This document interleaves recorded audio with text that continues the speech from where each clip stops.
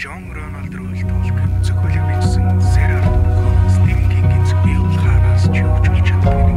Тамд очиж өдгөрөө өдрийг гэсэн чичээд зөвхөн өдрийн хоёрын зөв зочисхийн сэрлээ. Ганагийн сүгт тавтай морил. Сонсогчдоос ирсэн хууч яриануудыг эмэгтгэн хариулж танд хүргэж байна. Танд яриулж контент болгох болсон явдал байгаа бол Instagram-ын Гана TV хаяг руу бичээрэй.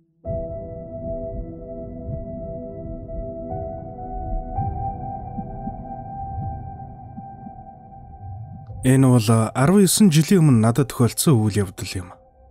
Би тухайн үед цагдаагийн байгууллагад ажиллаад 3 жил болчихсон. Овоо юм үдсэн амтан байв. Хөдөө томилолтоор анх удаа очсон үе байлаа. Тэр үед нэг суманд ганцаараа хариуцаж ажиллана гэдэг хүнд хэцүүж залуу хүн болохоор ядарахыг мэддэггүй л байлаа. Би тус сумын цагдаагийн байрга гэдэг хуучны 3 давхар орон сууцны нэг давхарт байрлав. Тэр байр 3 давхар болгондоо 4 айлын байртайж ганц 2хан айл амьдардаг байсан юм. Гал тогоо тусдаа нэг өрөө хуучин байр. Ганцаараа амьдрах жаахав залуу хүнд гоё ил санагдаж байлаа. Гэртээ байхаасаа гадуур явах нэг өдөржин шөнж уулгай зодон хүн нас барсан гих мэт дуудлагад гүйдэг байсан үе шүү дээ. Нэг удаа хөдөө малын хулгайн дуудлагаар явж их орой ирлээ. Гэртээ орохоор харуу орцонд орж шатаар өксөхөд урдаас нэг нүүгэлцсэн юм над дээр яг тулаа зогсчихв. Би хөдөлж чадахгүй хэсэг зогссон. Гэтэл ашгүй дээд давхраас айлын хаалга онгойх чимээ гарч тэр нүүгэлцсэн юм гинт алга болсон. Тэгэд ямар ч л байсан гэртээ ороод их ам цангаснаа мэдсэндээ. Өдөржи явж ядарсан болохоор ч тэр шөндөө юу ч бодлого нам унтсан. Тэр байранд ороод удаагүй байсан нэг шөнө унтчихад нойлын өрөөний крант гинт онгойж ус хоожох чимээ гардаг юм байна. Би юу ч бодолгүй босч очиод хаачихлаа. Буцаж хөвтөж зүүрмэглэж байтал гинэт өрөөний хаалга онгойж хүчтэй савгдах нь тэр. Би ч салхинд л онгоогод байна да гэд хаалга хаачгаа цонхоо ах гэсэн чи цонх хаалттай байсан. Бас нэг шөнө галдгооны өрөөнд гинэт хачин дуу чимээ гараад хүүхэд уйлах шиг сонин дуугардаг юм. Би зурагт үзчихсэн. Муур ахаа гэж бодоод өтсөн чи ямар ч муур байсангүй. Цонх руу арталаа гарахтаа асаагаад гарсан галтгооны гэрэл унтарчихсан байв. Тэр үеэс хойш л баг жирхэж эхэлсэн дээ. Нэг өдөр захиргааны жижүүр ахтаа учрыг хэлтэл. Миний хүү наад байрнаас эртгэн гар. Тэр байр чи их удаан хоосон хөнгөө байсан. Өмнөх хүмүүс нь бүгд л 2-3 хоноод гардаг байсан. Чи харин 3 сар амьдэрчих юм гэж хэлээ. Тэр явдлаас хойш би захиргааны 3 давхарт байдаг буудлын руу нүүж орсон доо. Ер нь миний байсан тэр суманд хүмүүс ер бусын байдлаар их нас бардаг сонин газар байсан. Сардал 2-3 хүн ямар нэгэн байдлаар энддэг байлаа штэ. Одоо яасан юм бахан би хүн мэд.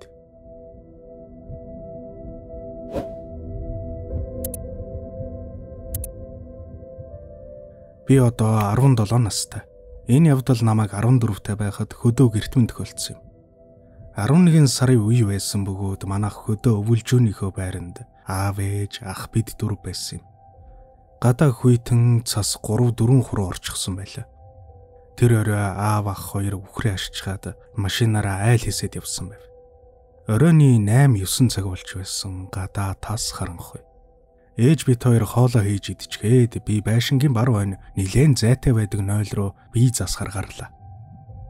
Жорлон цуугаад нэх удаагүй байтал аав ах 2 айлаас ирж байгааг харсан. Аав машина байшингийн баруун талд тавиад ахтай юм яриад гэрт орж байгааг би бүдэг сонслоо. Гадаа хүйтэн тас харанхуй. Гэтэл нойл цуунга машин дотор хүн байгааг би жорлонгийн модны завсраар харлаа. Аха машин моциг л хоббитэй болохоор нь би ах бахаа гэж утсан. Тэгээд удалгүй би нойлоос гараад байшин руугаа явлаа. Манай машины доор нөгөө хүн чинь түлхүүрч юм уу нарийнхан төмөр барьчихсан. Дээшийг хараад машин ухаж ухыг би гарч идэн гэрээ тусгаж харав. Би ч дараад хурдан гэртээ орохыг л хүсэж байлаа. Ах юу гэж юм бол ийм хүүтэй харанхууд гэж утсан. Би машины өмнө дөхөж очиод ахаа хурдаа ороо би гэрэл тусаж чадахгүй шүү гэж хэллээ. Тэгээд доошо тонгооч хараачгүй гэрэлүүгээ орохоор яваад өгсөн. Харин машины доор байсан хүн тэр төмрөөрөө машины доод тал руу зөхиод үлдсэн. Тэгэд гэрт ороод үнэхээр гайхсан. Аав ах хоёр хоёулаа гэртээ байсан. Ээж ч бас. Би аав гадаа машины доор хэн байгаа юм бэ? Та хоёр хүн дагуулж ирсэн юм уу? Гэж хэлэхэд хэн ч ирээгүй штэ гэсэн. Би айгаад харсан бүхний хэлсэн чинь аав ах хоёр шууд гараад л машин байшингаа төрж үзсэн ч хэн ч байсангүй. Харин машины доор хэн нэг нь мөлгсөн, цас малцсан зүйл л байсан. Тэр үед манай нохоо үхээд хит хөн онж байсан юм.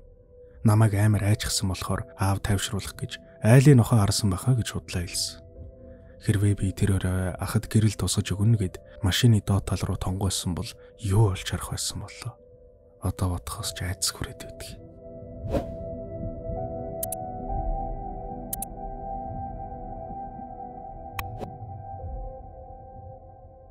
Манайх 3 жилийн өмнө удаан амьдарсан байрнаасаа нүүж дөнгөж баригдаад дууссан цоош нь 3 өрөө байранд орлоо. Тэр байр нисхийн динжин ойролцоо байдаг юм. Манай шинэ байрны яг гадаа сувраг хүрднүүд байсан ягаад ч юм эвгүй санагдсан. Тухайн үед гайхажсэн ч ягаад байдгийг нь асууж байгаагүй л дээ. Эхний хэдэн сар бол юу ч тохиолдоогүй. Хэсэг байсны эцэстээ сонин зүйл тохиолдож эхэлсэн дээ. Манайх ах их аав ээж гэд бид тавуулаа амьдардаг. Ихэнхдээ гэрийнхээ ажилдаа явхад би гэртээ ганцаар үлддэг байсан. Тэгээд гэртээ ганцаараа байж байхад үүдний домофоны харилцууц нь өөрөө байрнаас унжчихсан, савлчихсан байж байдаг. Хөрөгчөнд дарахаар гардаг чимээч бас гэртээ ганцаараа байхад үе сонсогдоно. Нэг удаа ээж ах их чуруу ажиллаар Солонгос руу 3 сараар яваад би аавтайгаа хоёулах нь үлдлээ. Аав ажилдаа явхаар би өдөржингөө гэртээ ганцаараа байдаг байсан. Нэг өдөр уйдаад өөрийн үеийн 2 үеэлээ гэртээ дуудаад бид гурав ноцолдож тоглоод байж байлаа. Тэгээд би нойлын өрөөнийхөө хаалгыг хагас онгойлгочихсон. Гараа угаангаа угаалтурынхаа толинд өөрийгөө харж зогслоо. Манай угаалтурын төл яг нойлын хаалганы эсрэг талд байдаг болохоор тусгалд нь хагас онгоосоо хаалганы цаадах коридор харагддаг. Тэгсэн чинь гинэтхэн нэг өндөр хар хувцастай эрэгтэй хүн нэг тийм эвгүй хурдан алхаагаар цаашаа алхаал орчлоо. 2 үеэлийн маань айланж тийм метр 90 шихүү өндөр биш, бас айланж хар хувцастай байгаагүй. Би ч үеэлүүдийнхээ айлантай ч адилхан харагдаг болохоор айгаад очиод ортол хинж юу ч байсангүй. Уг нь манай нойлын хаалганы цааш явах юм бол мухар байдаг болохоор тэр хүн тийшээ явсан л бол буцаад явахдаа надад харагдах хэрэгтэй байсан. Би хүүхдийн өрөө рүү яваад үеэлүүдээс та хоёр үүдэнд байсан уу гэж асуусан ч үгүй л гэж байна.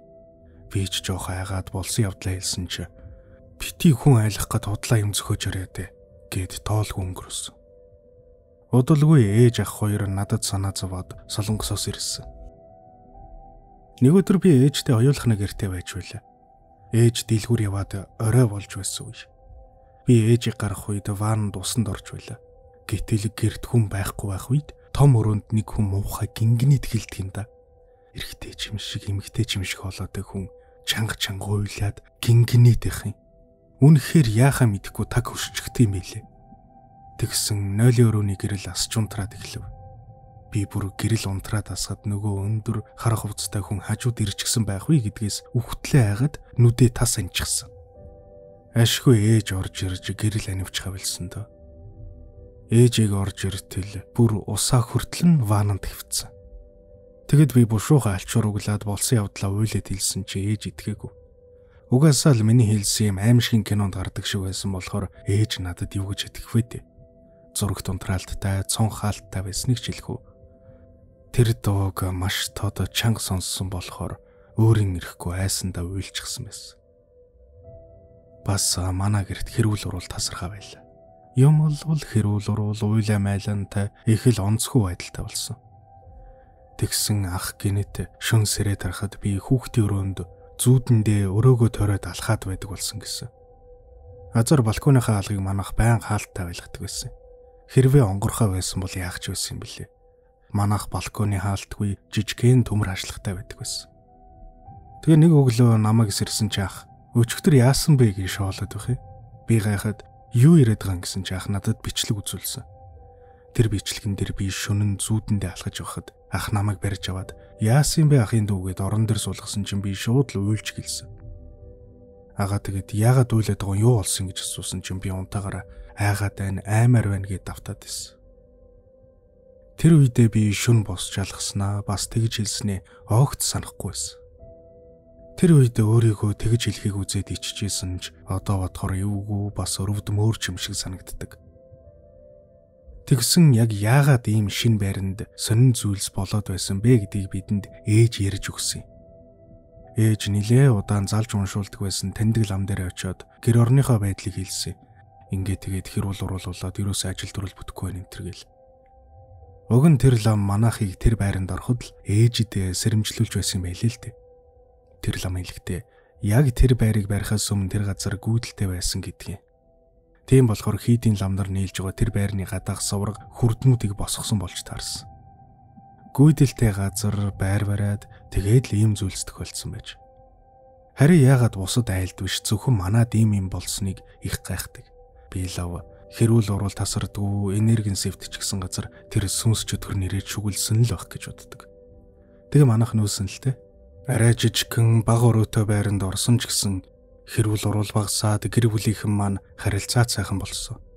Би ч дахиж зүүдэндээ алхаж хийм харж сонсгоо билсэн. Дэх үед би нэг ах өдөр очиж цэгт нь хамт ажиллахаар болсон юм. Ах бид хоёр цомцог гэр хийдэг жижигхэн гаражтай гэж байгаа. Тэгээд тэр гаражийнхаа дээд хурдан байдаг нийтийн байранд би өрөө түрээслээд эндээ нэг хэсэгтэй байна даа гэж шийдсэн. Тэгээд бид хоёр нэг хэсэгтэй л гэрүүдээ хийгээд байлаа. Бүх зүйлээ хийж дуусаад хамгийн сүүлд будгийн ажил руу орондоо. Будаг хийхдээ будагны маск, нүдний шил, чихвч зүүчихнэ. Тэгэхгүй бол компрессорын дуу маш чанга. Будгаа ихтэй гаражийн хаалганд ойртож очиод байгалийн гэрэлд хийвэл будаг илүү сайн чанартай болно. Нэг өдөр гэгээ тасраад орой болтол ажиллалаа. Будгаа игээ зогсож байтал ахаараас цохиж чихвч юм авлаа. Яасаа хаа гэтлах явлаа будгаа дуусаад орж амраарай гэсэн. Би за тгийе та удах юм уу гэсэн чи өнөөдөр ирэхгүй маргааш иртэрийгээд гараад ивчлээ. Би чихвчээ зөөгээд эргээд ажилд орлоо. Тэгээд үргэлжлүүлээд будгаагээд цаг нилээн орой болсныг ч анзааралгүй. Буужгинсан саарл юм дунд зогсож байсан чи хаалгаар хүн орж ирэх нь илт харагдсан. Хамгаалалтын шил маань шар туяатай болохоор тэр саарлцсан юм дунд бүрсийгээд яахын аргагүй л хүн хажуугаар зөрсөн. Би ч ах явхаа болчоод эргээд иржтэй гэж бодоод 3-4 мод бодоод дуусах байсан болохоор юм дуурсангүй ажлаа үргэлжлүүллээ. Амралтын буудан дээр очиод сууж байгаа байхдаа л гэж бодсон ахыг. Тэгээд ажлаа дуусчаад эргээд хартал амралтын буудан дээр нэг бүрсийсэн юм хөдөлгөөнгүй сууж байх юм. Тэгэхээр ажлын хувцас баг чихвчгээд юмнуудаа тайлаад очтол буудан дээр хинч байгаагүй. Ахыг орж ирэхийг харсан мөртлөө гарахыг анзаараагүй бахтаа гэж бодоод хаалгаа цоожулчоод өрөөндөө ороод унтсан та. Өглөө ахын дуудсан дуугаар сэрээд хувцаслаж яваад хамтдаа цэхийг нээж байхдаа та өчигдөр ирчээд ягаад юу ч хэллгүй гараад явчихва гэсэн чи ах. Би чамд ирэхгүй гэд явсан үсттэй. Би ирээгүй штэ гэсэн. Тэр үедээ дотор жаахан сонирн болол өнгөрсөн. Хэд өдрийн дараа дахиад оройн 10 цаг дөхөж явахад ах явлаа гэд яваад өглөө. Би дуу сонсоод будгийн ажлаа хийж ирсэн. Дуунууд шафлэгдээд өөрөө солигдож байснаа дараагийн дуун зүгээр л байгалийн жимээ яваад унсан. Байгалийн жимээ сонсоод тайван ажлаа хийжсэн чи дахиад хүн ороод ирлээ. Ах одоо хүнээр тоглоод гисэн шүү юм бодоод яг хажуугаар өнгөрөхөөр нь шүршдэг бууга модон довлгож тавиад эргээд харсан чи юу ч байгаагүй. Пал гээл нөгөө байгалийн жимээс сонсоо тайвшраад байсан юм чи сэрцсигээл ирсэн те. Тэгээд яаж өрөөндөө орж амарснаа ч сандгүй. Ер нь л өрөөндөө байж байхад багаж төхөөрөмжийн дуу доороос сонсогдно. Ах ирсэн байхтай гэд буухад цэг хаалттай. Сони юм да гэж бодоо өнгөрнө. Шөнө унтах гээд байж байхад доо цэхээс хүн дуулаад байгаа нь сонсогдно. Ах ирээд ганцаараа дуу аялсан шигээ ганц хоёр юм хийж байгаа юм болов уу гэж бодогдно. Гэхдээ шөнийн цагаар цээх рүү орж шалгадаггүй байлаа. Тэгээд ер нь би дахиж ганцаараа үлдэж ажиллахгүй байжгаад байрныхаа түрээсийг дуусаад гарчихсан тэндээс. Дараа нь ах дээр очихдоо цэхийн үүдэнд хэдэн хүүхдүүдтэй өнгөрөхдөө тэдний ярьж байгааг би хальт сонсдог. Тэгсэн чинь нэг хүүхэд нь энэ нөгөө газар чинь би цагдаа дуудаж өгсөн гэж хальт сонсогддیں۔ Эргэж очиод ахын дөө энэ гаражт юу болж исэн гэдээ асуусан чинь өмнө Вьетнам засар байсан. Машин өргөцсөн байж байгаа дээрээс алдсан юм шиг байлээ. Ойр хавьд нь хүн байгаагүй ганцаараа л байсан бололтой.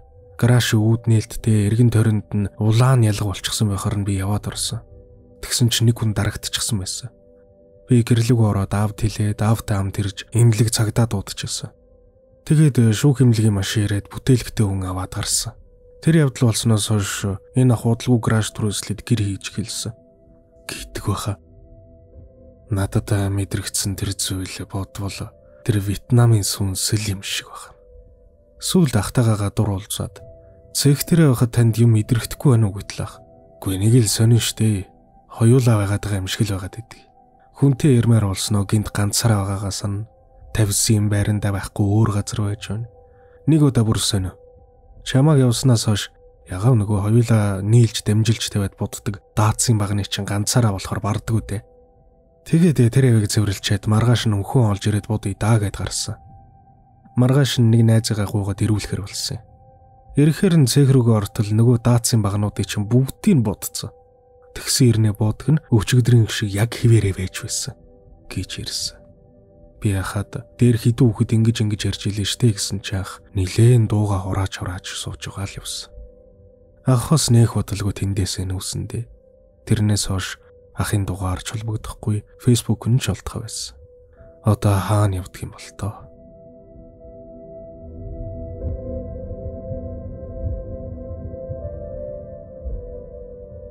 Миний өвөө эмээ хоёр хөдөө байдгүй.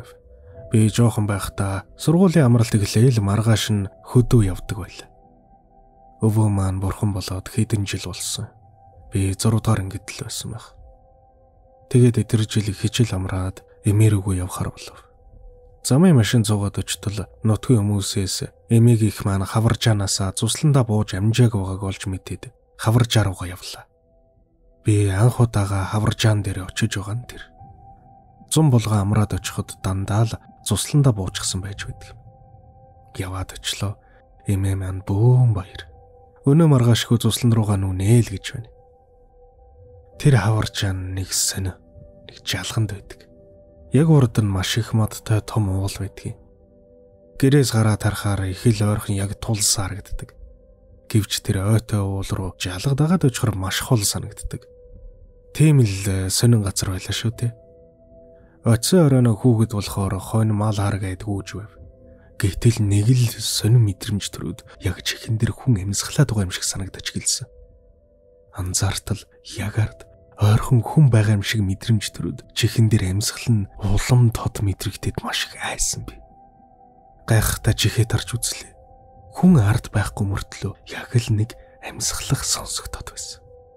Яг харуу бүрий олж байсан тул хоньо бушуухан ашилцаад гэрлүүгээ гүйж ороод эмээ дээллээ. Эмээ гайхаад судраараа айдаслаад намайг унд гэд хэвтүүлсэн. Нөгөө чимээ яг ард байсаар би бүр айгаад унтаж чадахгүй эмээгийнхөө үрд ороод чихээ дараад хэвтэж байтал яг нөгөө урд талын ууланд жаах хүүхэд өйлээд байсан. Юу вэ гэд бүр чихэндээ итгэдэггүй. Яг л жоох хүүхэд ойгоос өйлөөл. Би хүүхдлээ айгаад хамаг биеийн хар хөлс цувж бие тэр чигт натилга чихээ хоёр гараараа дараад эмээрүүг шигдэд нэг л мэдхэд унтчихсан байсан. Маргааш өглөө эмээ дээлсэн чи эмээ тэр чимээг сонсоогүйсэн. Гэхдээ эмээ үнэгний гавар эсвэл мануул зэрэг амтны зулцэг яг нялх хүүхэд уйлж өмөө тугардаг тэгсэн байх өөл гэж хэлсэн. Надад бол үнэхээр амар санагдсан. Маргааш нь эмээгээс гуйгаад тэр өдөртөө цуслан руугаа нүүсэндээ. Тэрнээс хойш 100 хонь хариулахдаа тэр хаваржааны зүг огт явдаггүй болсон. Ямар нэг юм тэнд байгаа ганцхан намайг хүлээж байгаа юм шиг санагдаад л. Эмээ маань бас сонин юм ярьж өгдөг байлаа. Үнэгний зулцэг нь ялах хүүхэд шиг орилдог. Шүн бас модонд явхаар шар шувуу яг хүн шиг хүй гэж дуудаж байгаа юм шиг дуурдаг гэж хэлж байсан. Бас их дэрэс хулс ихтэй голын хажуугаар салхитай явхад салхинд яг л хүн эсгэрээд байгаа юм шиг дуугардгаа гэж ярьж байлаа. Байгаль дэлхий гэдэг их сонин. Бидний мэдэхгүй зүйлс сонин дуу аваа гаргадаг юм. Тэр болгоноос айж цочихгүй гэсэндээ л эмээ маань хэлж загтдаг байсан байх та.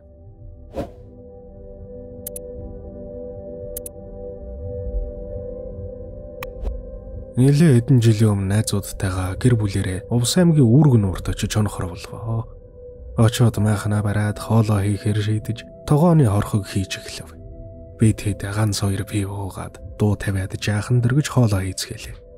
Тэр хаваас 2 тулгын чулуу ойролцоо байсан тул дээр нь нэгийг хайж олоод 3 тулгын чулуу усгоод хоолоо хийв. Чулууга халаагаа тогоонд хорохгүй хийгээд цагийн дараа үзэхэд уувуулан хоол болоогүйсэн. Бид гайхаад гал нь багадсан байхтай гээд авчирсан бүх модоо дуустал тасралтгүй дахиад 1 цаг буцалгаад гаргасан боловч бас л түүхий улаан байсан. Бүр буцалж байгаа нь бид хэдэд сонсогдож байсан гээл бодчих.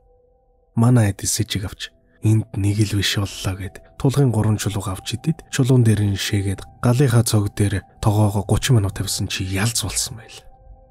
Хоолоо идээд хэдэн пив уугаад юм айл сууж байв. Ягаала нар жаргаад харанхуй болж байсан үе. Гэтэл манай том хүү машины араар ороод явчихв. Манай хүү 3-4 хүн л настай байсан юм шүү дээ. Би дүү чи машины цаатал руу орчлоо аваад иргэв. Дүү маань очиод алга байна гэдэг байгаа. Бид нар бүгд сандраад босоод хайлаа. Байсангүй орилоо дуутахад ч байхгүй. Би гэлс машиныхаа гэрлийг татсан чи гэрлийн үзүүрт нуурын ирэг дээр ганцаар явж байсан. Бидний хараад цааш явж байсан. Би гайхаа зогсож байх хооронд манай найз гэлс гүгээд очиод авсан. Сэрэг цагдаагийн хүн байсан болохоор ч тэр маш хурдан очиж авсан. Биднээс бараг 100-аас 150 м хол байсан. Хүн маань намайг 50 гээл орилоо байсан. Бидэд сандраад одоо яах вэ? Харих уу, буцах уу, яах вэ их бол гал дээр давс цацаад ширгэлээд машинд оруулсан чинь гайгуулсан. Утас үзүүлж тавьшруулаад юу болсон талаар асуусан чи 2 гараараа нүрээ таглаж ирсэн аа. Ийм царайт намайг нуур руу хамт явъя авч явсан гэсэн. Тэгээд нуурын эрэхт очиод нуур руу оръё гэж ярьсан гэхэд нь бид түрнэр бүгд шокнд орсон. Тэгээд бид тус-тусын майхантай ирсэн боловч бүгд нэг майханд унтахар боллоо. Бид зургуулаа. Хүүхдүүдтэйгээ бараг арвуулаа. Тэгээд том майхандаа бүгд яг л багтаад унтсан. Шөнө унтаж байхад манай хүүг очиж явсан найзыг маань дээрээс нь дараад хөлнөөс нь татсан гэж ярьсан. Тэгээд өглөө босоод бид нар шууд л хөдөлсөн дэв. Хотод ирээд хүнд үзүүлэхэд хүүхдийнхээ час өдөр гарсан байна гэснээс өөр сүртэй юм яриаггүй юмдаг.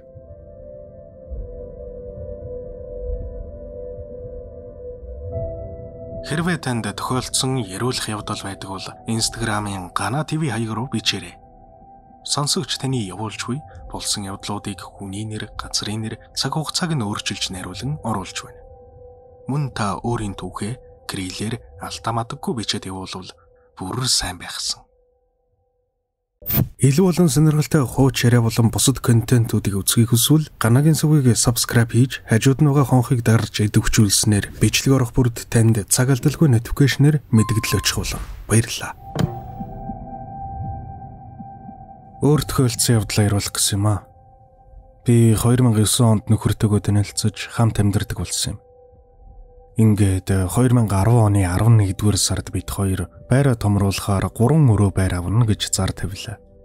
Олон ч хүн залгаж, олон ч байр үзсэндээ. Нэг өдөр өглөөний 6 цаг өнгөрч байхад нэг хүн залгаад байр авна гэсэн үү гэж асууж байна. Бид хоёр ч өдөр очиод үзье гэж тохироод ямар их залгадаг сонин хүн бэ гэж ярилцсаар эргэж унтсан. Өдөр нөө байрыг очиж үзлээ. Байрч таалагдлаа. Харин нэг өрөөнд нь хэвтрийн хөгшин байж харагдсан. Бид хоёр юу ч бодсонгүй. Байрны эзэнтэй хэдэн өдрөө ярилцсны эцэст байрыг авахар шийдэв. Тэр яаралтай зарах шаардлагатай байгаагаа Америк дахь хүүхдүүд дээрээ очиж амьдрахаар болсноо хэлсэн. Тэр хүмүүс гадагшаа явах хүртлээр байр түрээслэнэ гэж байсан. Удалгүй бид хоёр тэгээд байранд орсон доо. Дараа жилийнх нь 2 дугаар сард би төрж охинтой боллоо. Тэгээд л бүх юм эхэлсэн. Төрхөөс өмнө юу ч мэдрэгддэггүй байсан юм л давгна. Охин минь шөнө болгон уйлаад огт унтхаа байв. Бид хоёр охиноо ширгэлж хэсэг унтж байгаад эргээл сэрх юм. Охин өдрөн зүгээр огт сэрхгүй хэрнээ шүнжин уйлна. Нэг шөнө охиноос ширгэлжгээд унтж байтал хувцсны шкафны урдаас хөлийн жимээ гарч хүн миний орны урд ирэхээр нь эхлээд нөхрөөл босоод бие засаад ирж байгаа юм баха гэж утсан. Тэгээд унтж байтал охин дахиж уйлаад бид хоёр сэрлээ. Манай хүн 0 орохоор нь түрүүн босч бие засаагүй мүү гэж асуусан чи үгүй гэж. Тэр үедээ ч бодоогүй л дээ. Маргааш шөнө дахиад л нөгөө явдалд автагдсан. Би унтаагүй өвтөж байтал хөлийн чимээ гарч ард хүний амьсгалах чимээ сонсогдов. Би үнэхээр айгаад эргэж чарж чадахгүй хамаг би хөшчихсөн. Маргааш нөхөртөө хэлсэн ч за юу гэж дэгээ тоогоогүй. Би оройн унтахаас айгаад гэрлийн асаалттай онсон чинь ашгүй охин маань үйлээгүй. Маргааш шөнө унтаж байтал хөл дээр хүн ирээд суух шиг болт юм байна. Би сэрээд хөл рүүгээ доош харсан чинь юу ч харагдсангүй. Эргээд унтах гээд хэвтэж байтал дахиад дараадаг хүн амьсгалж эхлэхэд үнэхээр амар санагдсан. Би зориг гаргаад эргэж хартал жижигхэн бөхтөр хүн харагдаад алга болчихлоо. Би орилсон чинь нөхөрсрээд юу болов гэхээр бүгдийг хэллээ. Маргааш хүн дуудаж ном уншуулъя даа гэж ярилцаад би дахиж унтаж чадаагүй. Тэгээд ном уншуулсны дараа хэд хоног зүгээр байсан болохоор ашгүй дээгээд санаа амарсан. Тэгтэл бараг 7 хоноогүй байх нэг шөнө охин дахиад үлдэх юм байна. Тэр зүйл бүр илт мэдрэгдээд хөл дээр ирж суугаад бүр хүнжлийн минь доош татдаг боллоо. Би бас л айгаад үйлсэн чи манайхүү яагаад байгаа юм бэ гэд уцаарлангуй байдаг болсон. Би энд байхгүй айгаад байна гэдэг ээж их рүүгээ очиж хит хонлоо. Өхөн минь дөнгөж 1 сар хүрч байсан юм. Хит хоног төрсөн гэртээ сайхан унтаж амраад өөрийн гэртээ эргээд ирэхэд гэр минь нэг л хүйтэн өргөд ивгүй байсан. Харин нөхөр маань болохоор юу ч мэдрэхгүй байсан. Тэр үед дүү маань нэг охинтой танилцаад үерхдэг болсон байлаа. Намайг гэрт ирсэн өдөр дүү маань найз үсгүүтэйгээр ирж өдрийн цай уугаад охин бит хоёрыг иргэсэн юм. Би дүүгийн найз охиныг бөөгж мэдэг байсан л та тэр үед. Тэр охин манайд цайлаад гарахтаа дүүд маань ихчээчин гэрт нэг хөгшин үний сүнс харагдаад байныг хэлсэн байсан. Санаа зовоод бид нарт хэлээгүй гэж дараа нь хэлж байлаа. Дүү маань надад шууд хэлэхээс санаа зовоод нэг хэсэг юу хэм итгэхгүй байсан баг. Хэд хоногийн дараа дүү ээж дээр очиод миний ярьсныг сонсоод шууд над руу ярьсан. Ихчээ та ээж их рүү яагаад очив бэ гэхээр би бүгдийг нь ярьсан. Тэгтэл дүү ихчээ миний найз бүсгүй бөө юм аа. Угаа аваад нилээ олон жил болж байгаа. Хүмүүс ч их ийш тийш авч явдаг. Дээр танаад очиод ийм тийм юм мэдэрсэн байсан. Таныг хүсвэл засаад өгье гэж хэлүүлсэн гэж байна. Тэгээд л бэлдгэсэн юм бэлдээд орой харанхуй бүрий болохоор үйл хийнэ гэд хэлсэн.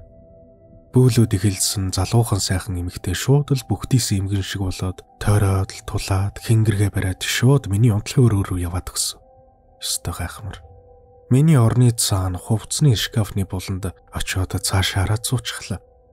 Тэгснээ дээш хараад нэг юм загнаад эхэлдэг юм байна. Нөгөө ертөнцтэй амар жимэр байж чадахгүй балчир үрсийг айлгаад тав тухыг алдагдуулсан мó самган бэ чигээл загнаад авах шиг болсон. Бүр үнэхээр амар. Тэгээд тэрэ хэц ангиргийн амир нүдэд нэг юм амандаа шивнээд л байсан. Нилийн удаан үдж байгаад болж надаар бэлдүүлсэн зуурсан арваангуурл твэн хоёрыг газар тавиулаад тэрэн дээр дараа тэнгэргээ дэлтэж эхэлдэг юм байна. Тэгээд дэлтэж дуусаад нөгөө зуурсан арваангуурл руу твнэр энд тэнд нь хатгах нь тэр. Тэгсэн чинь твэн нь нугарчихсан. Амир бүдүүн твэн штэ. Тэр жижигхэн жоохон охин тийм бүдүүн твнийг хууг дарахад үнэхээр гайхамар санагдчихвүлээ.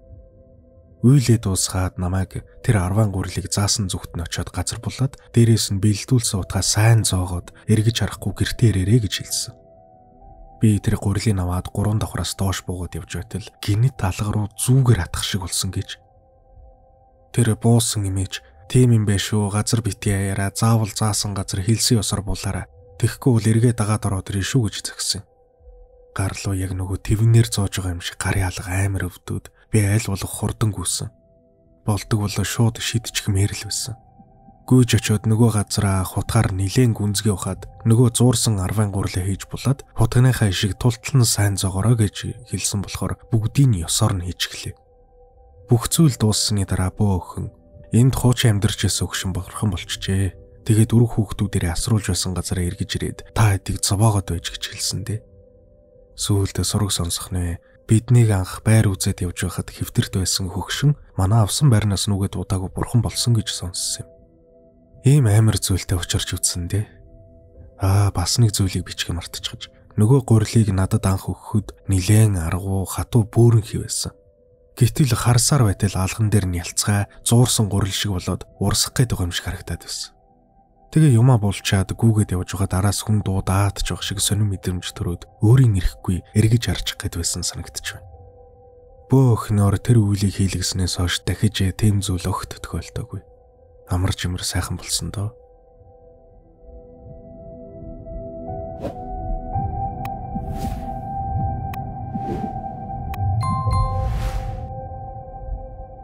Энэ явдал замын үдэд 15 жилийн өмнө болсон юм. Би оюутан байхдаа зундаа ах нар дээрээ ирж ажил хийдэг байлаа. Зуны халуун шөнө замын үүдийн айлууд гэрийнхээ гадаа ор засаад унтдаг байсан юм. Элс дарчдаг болохоор хашаач нэгэх байхгүй. Төмөр утастай таадал хашаа хийждэг байлаа шүү дээ. Шөн зам товжилж явж байгаад унтж байгаа хүмүүс дээр гараад загнуулах бол наад захын үзэгдэл гэхэд хэлсдэхгүй. Нэг өрөө би 2 эрэгтэй, 2 эмэгтэй найзтайгаа гадаа элсэн дээр ууж суулаа. Нилээн харанхуй болсон хойно нөгөө 2 охиноо хүргэж өгөхөөр дуушуу тайхан явцгаав.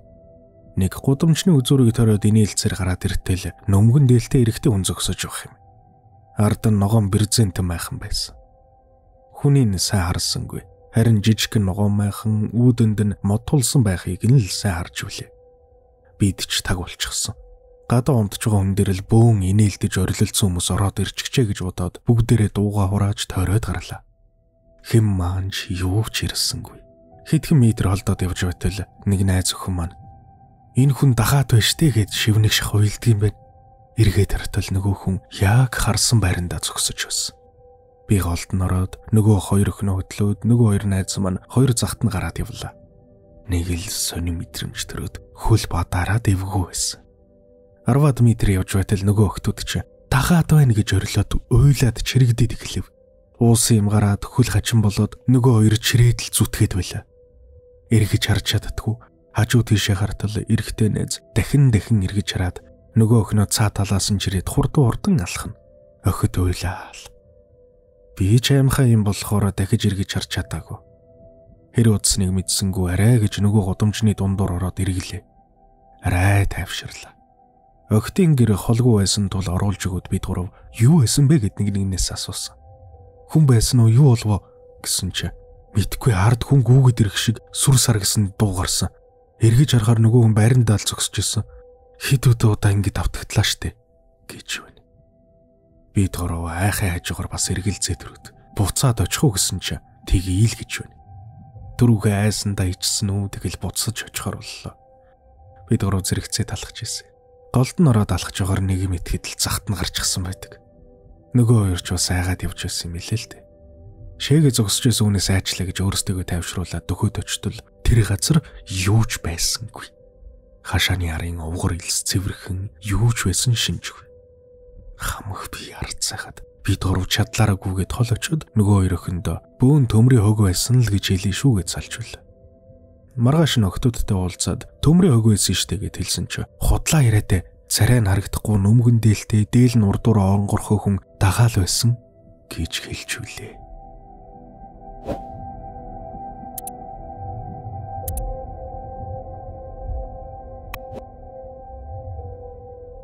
Энэ явдал одоогоос 8 жилийн өмнө надад тохиолдсон юм.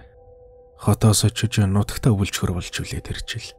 Миний мэргэжлийн ажил хомс уучраа дэм явахаар таксинд явахаар шийдсэн хэргэлдэ. Цагаан сард өгч байсан үе. Нэг өрөө 9 цагийн үед захын үүднээс нэг хүн суудаг юм байна. Зүүн хаалга явна гэж байна. Тэрэн дан казакууд эмдэрдэг гэр хороолол юм. Зүүн хаалга орж гэр хороол дундуур явсаар бор банза хашаатай хүүхд даам хаалганы гадаа зогслоо. Нөгөө хүн ч мөнгөө төлөөд буугаад хашаараа орсон. Би ч байнга л тэр хаваар явдаг болохоор буцаа засмал руугаа гарах гээд явтал. Буцаад нөгөө хөх даам хаалганы үүдэнд хүрээд ирдэг байгаа. Тэгээ буцаад л явлаа, дахиад л хүрээд ирв. Буцаад л юм, дахиад л ирнэ. Ийм байдлаар 3 удаа буцаж ирсэн. Нэг л зүйл буруу байгааг би гинэт ойлгосон. Нуруу тэргээд л. Тэгээд өөр яах вүлээ, дахиад л явлаа. Гудам ухартаад бүр төөрч өргөдөг юм байна. Гэтэл дахиад л нэг мэтгэд хөх даама хаалганы гадаа ирлээ. Би нилээн гайхаж сандарсан. Бараг шоконд орсон. Ингээд арай хийж засмал зам руугаа гараад бас дахиад л шоконд орчихлоо. Миний гарсан засмал зам нь 10,000-д буюу аймгийн төвийн баруун талд байдаг зам байлаа. Яаж аймгийн төвийн зүүн хэсгээс хизээдээ энэ дэрэс нэг бүү мэд. Тэр хооронд энд хүртэл яаж явснаа огт санахгүй байсан. Толгой эргээд байгаа юм шиг болоод дотор их муухай болчихсон. Тэгээд явсаар аймгийн төв тал байж зогслоо. Хамгийн гайхмаар нь би ерөөсөө гэрээ хаана байгааг яаж явхаа огт мэдэхгүй байсан. Хотод байгаа юм шиг санагдаад л би одоо яаж гэрээ олох вэ гэж бодоод сандраад тэр тусмаа өөрийгөө удирдах хянах ямар ч чадваргүй болсон байсан. Толгой амир эргээд машиныхаа түшлийн алаад л суусан. Тэгээд жаахан байжгаад машинаасаа буусан чи миний ард таксины зөксөл дээр хоёр ах машиныхаа гадаа ямар нэг юм яриад зогсож байлаа. Талбар бартал нутгийн удирдлагын ордны дээр байдаг бичиг нь урууга харчихсан байсан. Тэгээд дээшээ тэнгэр рүү орсон чинь яг л тойл тусгачихсан юм шиг тэнгэрт бүх замын гэрэл дохио хөл хөдөлгөөн харагдаж байлаа. Яг л тойл нь туссан юм шиг. Би буцаад машиндаа суугаад нүдээ аниад болж байгаа байдлыг хянахыг оролцсон. Буугаад хүнээс тусламж гуй гэж утсан ч хөдөлж чадахгүй байсан. Хоёр чиг шүүгээд нүд бүрэлзээд л хотод байна уу? Арай өөр газар байгаад байна да гэсэн эмх замбраагүй бодлол толгойд эргэлдээд байлаа. Гэрлүүгээ явах гэхээр бас л хаана байдгийг огт санахгүй байв. Нилээн дэгж сууж байтал гинэд чиг шүүгийнхаа билж нүд онгойгоод зам гэрэл дөхөө тодроод ирдэг юм байна. Тэнгүүт нь би шууд л машина хасаагаад хөдөлсөн. Тэгээд гайгүй ой санамж орж ирсэн тул гялс дахиад гэртээ очлоо. Гэртээ орсон ч манай эхнэр нүүр амчи ямар амар цонхойгоо цайжчихсан юм бэ гэж байсан. Би хөвтөд шууд унтаад маргааш нилээн оройс ирээд тайвширсан та. Нөгөө зүүн хаалганд хөргүүлсэн казак хүн өвдөцтэй байсан уу? Эсвэл цаг хугацааны гажуудал орсон уу? Бүү мэд. Нэг юм зүйл надад тохиолдож байсан юм да. Хүнд ярихаар ерөөсөө итгэдэггүй юм. 9-р ангийн жаах охин байхад минь тохиолдсон явдлыг ирээ. Би хотын төвд өссөн. Манайх Оросуудын барьсан хотын төвийн хуучны 4 давхар байранд амьдардаг байлаа. Давхартаа 4 айлтай тэр байрны 4 давхарт манайх байсан юм. Хөршүүдээ их сайн таньдаг байлаа. Манай зүүн талын хаалганд цэцгээгээд өндөр гой биетэй ганц бие настай их амьдарна. Байсгээд л амралт цэвэрлэлд явчихна. Тэтгэвэр нь буулаал яваад өгнө. Бидэнд мандрин, нандин чавга гээд янз янзын чихэр жимс авчирч өгдөг ёстой сайхан хүн байсан. Харин баруун хаалганд нэг албан газар байсан юм. Яг таг мэдэхгүй ч одоо удах нэ мөнгө угаадаг газар байсан юм байна да гэж санагддаг. Манай давхрын хамгийн булангийн хаалганд болохоор манай математикийн багш амьдрна. Манайх болохоор MAHB гэсэн ам бүлтэй. Иймэрхүү л амар жимэр аж төрдөг байлаа шүү дээ. MAH хоёр маань хаяа урагшаа тавилга бараа гээд 80 ажилдаа явчихна. Тэгэх тоолонд намайг хамаатны дүүтэй зүгөрхөн. Нэг удаа ээж эмээ хоёр явдгаараа яваад би ч дүүтэйгээ үлддгээрээ үлдсэн юм. Хэд хонж байтал нэг өдөр хаанаас ч юм бүр амар өмхөн үнэртэд байх юм. Хамгийн түрүүнд хөргөгчөө залгалгүй өвлийн эдэшний хамаг маха муудахчлаа. Ёстой алууллаа да гэж бодоод шалгалаа. Ажилдгаараа ажиллаж ил байна. Гэрт хаан ихтэй хулган өгчихсэн болов гэд хайлаа. Бас л биш болж таарав. Тэгээд сайн анзаарсан чинь орцноос л гараад байх юм. Тэр үед аригчин тэнүүлчингүүд орцонд хоноод шээж баачдаг байсан юм. Өмхийн үнээр манай орцныхонд бүгдд нь үнэрсэн бололтой орцондоо гараад ирчихсэн цэвэрлэгээ хийх юм болж байна. Би бас цэвэрлсэн. Тэгээд нэмэр байсангүй өмхий хангалаад жигтэйхэн гэж манай математикийн багш гайхаад л. Тэгсэн чинь энэ өмхийн үнээр манай хажуугийн цэцгийн их чихээс гарч байсан. Игч рүү залгаад л байла, утас авахгүй байсан. Магадгүй түүнийг сувлэлд явсан хойгуур хөргөгч хөлдөгч нэвдрээд мах өмхийр ч гэсэн үнэртэйд байгаа хаа л гэж утсан. Тэгээд хаалгыг нэвдэх юм боллоо. Баахан гарын үсэг цуглуулсан юмдаг. Ягаад вэ гэхээр хаалгыг нэвдчихсэн болохоор эзгүй хагуур нь гэрт нь хулгай ороод юмхан алга бол бид нар төлнөгээ цуглуулсан хэрэг. Хаалгыг эвдээд орлоо. Гэтэл хөөрхий цэцгийн эгч маань унтлагынхаа орон дээр өөд болчихсон байсан. Пимбиж хөөгөөд хальт босоод суучихсан юм шиг. Тийм хөөрхий эгч маань аймар гэхээсээ илүү өрөвдмөр харагдаж байсан да. Тэр үед одоогийн шиг мессенжер Viber байх биш. Утасны карт авч гадаадд байгаа хүн рүү залгадаг байсан штэ. Тэгээд уйлж унжаад эмээ ээж рүүгээ залгалаа. Арцгүй жасаа гээд л өнгөрсөн дөө. Цэцгийн эгчийн байрыг хамаатан садных нь хүнд хүлээлгэж өгнө гээд улсын бүртгэлээс хайгаад нэг ч хүн гарч ирээгүй. Бүр үнэхээр өрөвдмөр хорвоо дээр ойр ганцаараа хүн байсан юм билээ. Тэгээд сүүхийн дарга тэр байрыг дүрээслээд мөнгөөр нь байрны урд хүүхдийн талбайд өгчүүлж хүүхдэд ээлтэй юм хийе гэж хэлсэн. Ингээд Телегачийн байрыг түрээсэлж орсон эхний айл жаахан ялах хүүхэдтэй одоогор бол миний үеийн залуу хосууд байсан. Нөхөр нь орон сууц төгчлөлтийн газар ажилладаг гэд хөдөө гадаа их явна. Шинэ хөршигчтэй хүүхдээ салхилуулж явахад нь би их тааралдана. Юм ярин, чихэр авахуулна, ойр зур юмд нь туслаад нилээн ойрхон болчихлоо. Нэг өдөр байрны гадаа хүн сүү зарж байхаар нь гарч очрлож байгаад хөршигчтэй тааралдсан. Эгч надаас "Миний дүү танаахан зүгээр үү? Ээж юм ин гайгүй юу?" гэж асууж байх юм. Тэгэхээр нь "Яасан ихчээ" гэсэн чинь орой болохоор л хүн уйлаад байгаа юм шиг сонсогдоод гэсэн. Эмээгээ үздэг солонгос кино юм байх та гэж бодоод эмээл баахан уйлаа майлаантай кино үзээд байдаг юм гэд хэлчихлээ. Гэтэл тэр өдрөөс хойш удалгүй нэг орой эгч хүүхэдтэйгээ танаад хончгүйгээд ороод ирж байна. Би хүүхдийн тэврээд том өрөөнд ээж тэр эгчтэй гал тогоонд юм яриад сууж байлаа. Тэр хоёрын яриа тод сонсогдож байсан. Тэгсэн чинь эгч "Манай байранд урд нь ямар хүн байсан болоо?" гэд асуусан.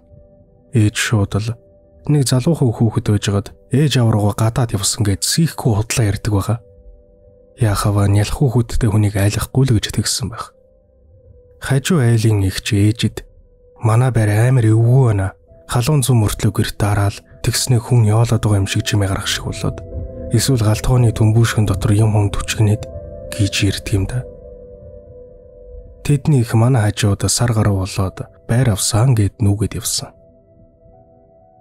Манай хажуугийн байранд орсон дараачийн хүмүүс нь хоёр оюутай охин байсан. Хөдөө гэртээ болохоор байр түрээсэлсэн нь тэр байж.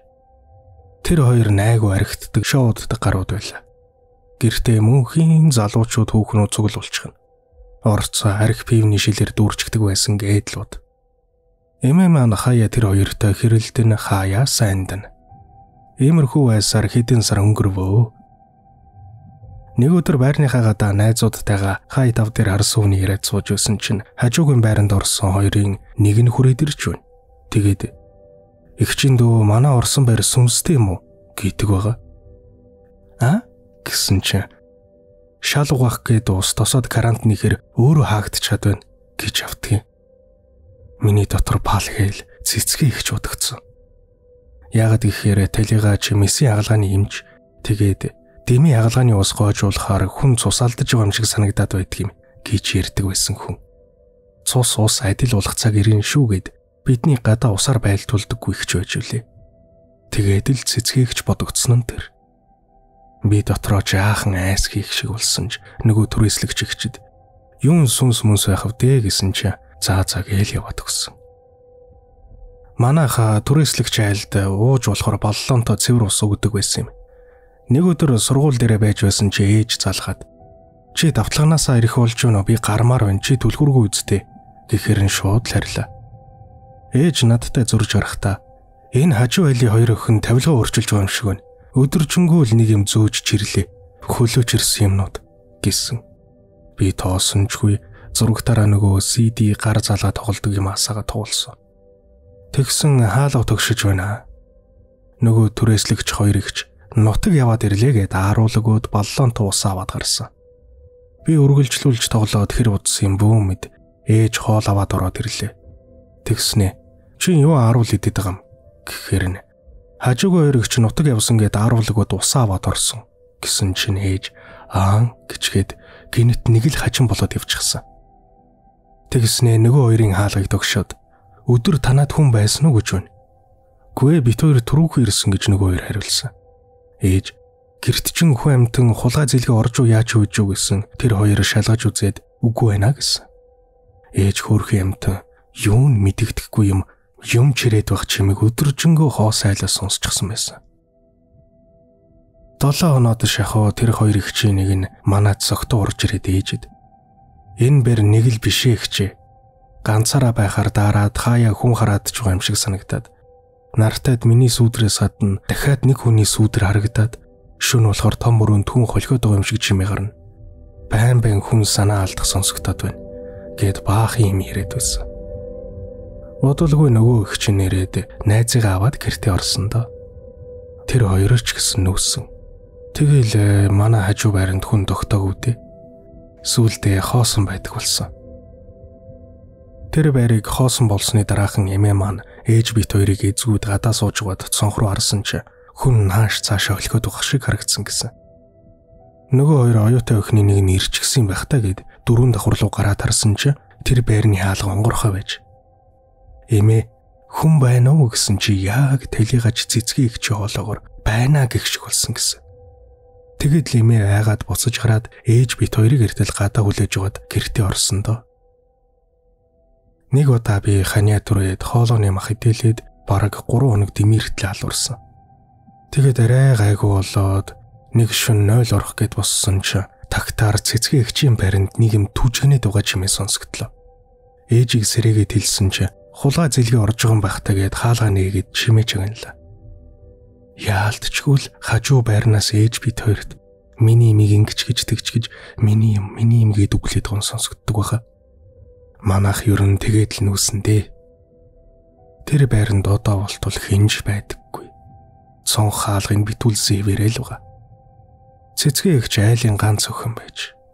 Мис засалч гэж байсан да. Цэцгийн эгч залуудаа нөхөртөө өөрөө хагалгаа хийж угаад алдсан юм гэсэн.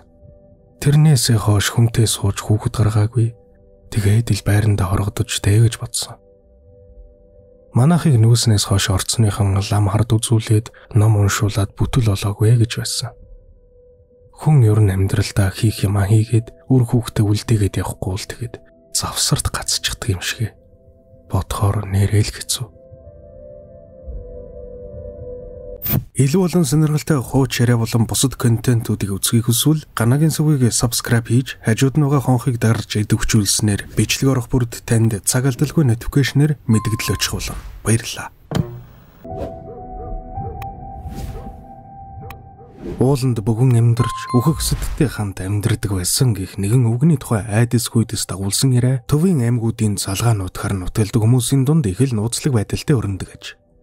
Харин энэ тухай хүмүүс яагаад нууцхнаар хөөрөндөг вэ гэдэг их учиртай бололтой. Учир нь мөнх уулын өвгний оргондог байсан агуу дотроос хэд хэдэн зогцос олдсон гих бөгөөд тэр зогцсууд бүгд сургуу алгуулсан хүмүүс их байсан юм санаж. Харин тэдгээр сургуу олгостын төрөл төрөсөд одоо ч ус нутагт амьдарч байгаа учраас тэдний эмзэг хөндөр түүхийг эргэж сүгсэн болохгүй тулд мөн нөгөөтэйгүүр тус аймагийнхан 20 дугаар зууны дунд үеэр хийгдсэн засаг загиргааны шинэ хуваарлалтаар 2 аймагт хуваагдсан ч одоо хүртэл хуучин нэршлэрээ тэр аймгийнхан гэсэн нэрийн алдраараа хоорондоо их илгэмсэг болохоор уулын өвгөн шиг ёс бусын зан үйлдэлтэй хүн тэдний дотор байх ёсгүй хэмээн үзэж ийхүү далд нууцхнаар энэ түүхийг ярилцдаг юмсанж. Ингээд дээрх учир битүүлэг түүхийг багчуулав сөгцөхөй. Өгүүлэх гэж байгаа хэрэг явдал 1970-ад оны үед олонд ил болжээ.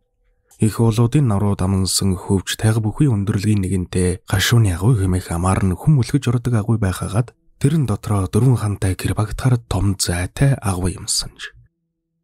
Нутгийн төдийл зорж очиад байдаггүй тэр агуйд уулын өвгөн буюу нямцоо гэгч оргон амьдарч байсныг хинж мэддэггүй байж. Харин хэдэн анчин санаанд олж явснаар дэрэг түг сөгөгдөж. Нямцоо нас бийд хурж явсан эд 16 тайда алдсан малынхаа ирэлд яваад тэр чигтээ сургуу болгуулж.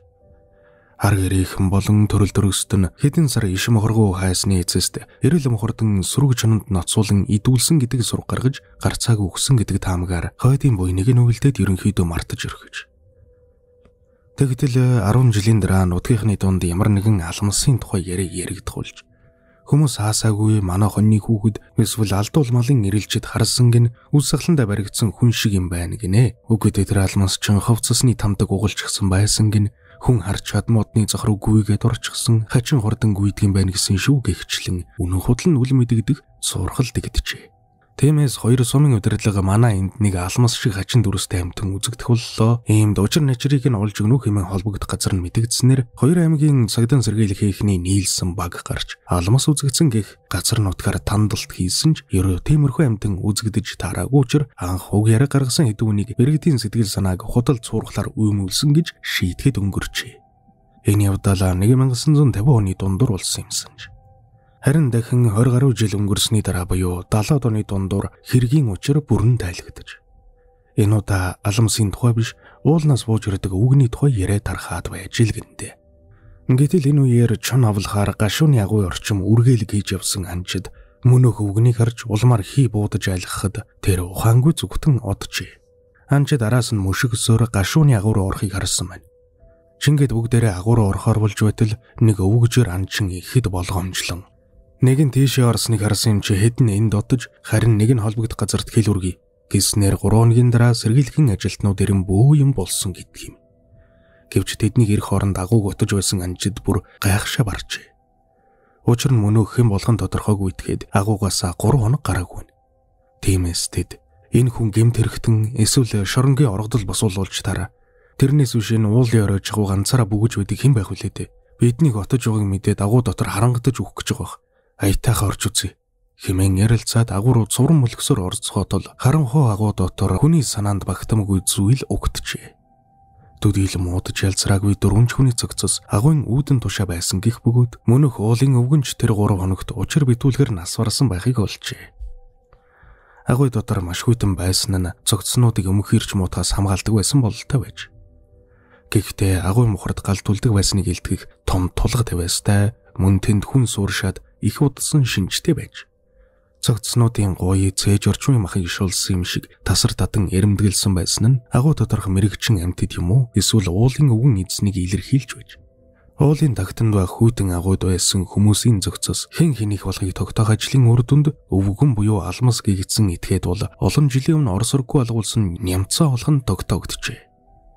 Түүний төрөл төрөстөн үс сахландаа баригдаж турж идсэн түүний цогцыг удтал шинжиж харсны эцэст нямцаа мөн байна гэж хэлсэн байна. Бусад 4 цогц нь нямцааг сургуу алгуулснаас хойш олон жилийн дараа мөн л Орос руугүй алгуулсан хүмүүс их байж. 16 настай алгуулсан нямцаа яагаад гэртээ төдийгүй хүмүүсийн дунд эргэж очиагүй тухай олон таамаг дэвшүүлсэн байдаг ч хойлчид алгуулах үедээ шоконд орж тэр нь улмаар сэтгцэн нөлөөлснөөр сэтгэл мэдрэлийн өндөвчтэй болсон гэсэн таамаг гаргасан нь хамгийн бодтой нааж. Харин яагаад өөршгөө сургуу алгуулагчдын цогцыг агуудаа хадгалж байсан бэ гэдэг асуулт өнөөхөр хариултаа олоогүй юм байна. Нямцаа тэднийг амьд байхад нь агуудаа авчирч хөнөөснө үгээр бас тийм биш болохыг шүүхийн задлан тогтоожээ. Тиймээс энд тэнд ямар нэг шалтгаанаар үгсэн байхад нь нямцаа олж хань татах үндсэн рефлексээр агуудаа авчран улмаар цогцуудтай амьдардаг байсан бололтой. Нямцаа мөн тэдний дээл хувцас гутлыгч өмсдөг байсан тогтогдсон гэдэг юм. Ам дээр ороолон болсон нэгний тухай хажиргалтай бас дотор эвгүүцмийн юм нэгэн түүх чимээгүйхэн ам дамжсаар л байдгийн гинтээ.